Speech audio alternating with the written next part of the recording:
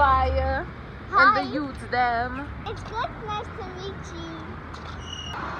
My phone used to be her phone and I already got all her videos. So... And today I want to talk about unity. Unity is when people come together with the same mind, the same ambition, and same passion. The thing about unity, it would always be something about myself that would challenge someone else.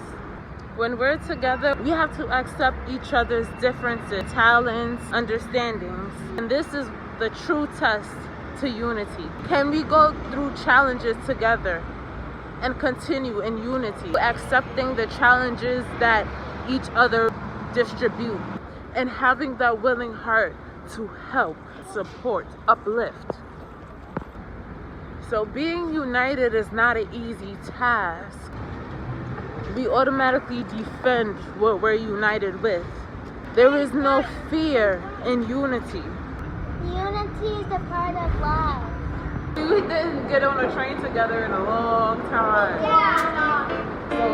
So,